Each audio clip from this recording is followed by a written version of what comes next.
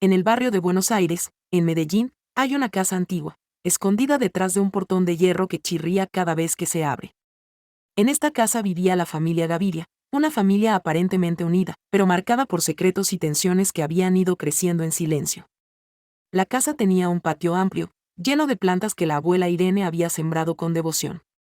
El patio, para ella, era su refugio, el lugar donde podía apartarse del ruido de la casa y de las disputas familiares que, aunque nadie lo admitía, estaban siempre al borde de estallar. Todo comenzó cuando la abuela Irene cayó enferma. Su hija mayor, Clara, asumió la responsabilidad de cuidarla, mientras que su hermano menor, Marcos, se ofreció a encargarse de los gastos médicos.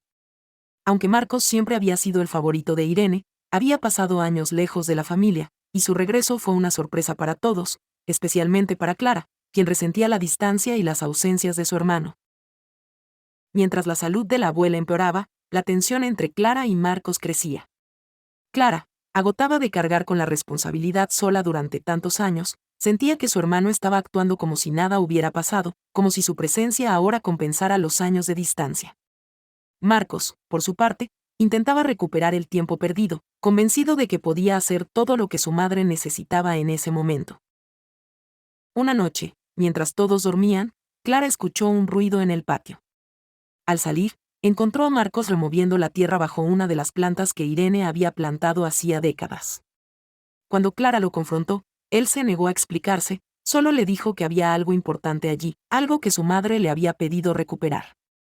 Clara, desconfiada y llena de rabia, asumió que Marcos solo buscaba algún objeto de valor escondido por su madre, tal vez una herencia que ella desconocía.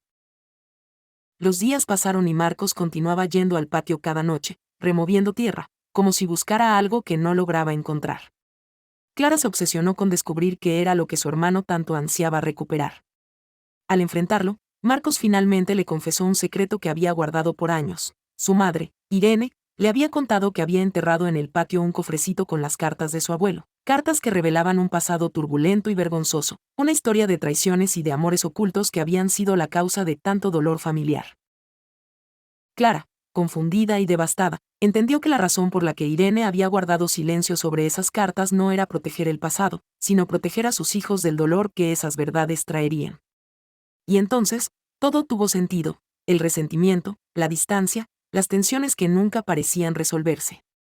La historia oculta de sus padres era una sombra que había ensombrecido la vida de toda la familia, generando secretos, enojos y separaciones que ni ellos mismos comprendían. Marcos y Clara, frente a frente en ese patio, entendieron por primera vez que su conflicto no era realmente entre ellos, sino con un pasado que no habían elegido pero que los había marcado profundamente. Decidieron, juntos, dejar las cartas enterradas y cerrar esa puerta de la historia de sus padres. En un acto simbólico, plantaron una flor sobre el lugar donde sabían que el cofre estaba enterrado, y prometieron comenzar de nuevo, libres de las sombras del pasado. Desde ese día, el patio de la casa de los Gaviria se convirtió en un lugar de paz, donde Clara y Marcos se reunirían para recordar a su madre, pero también para sanar las heridas de generaciones, enterrando finalmente el peso de un secreto que casi los había destruido.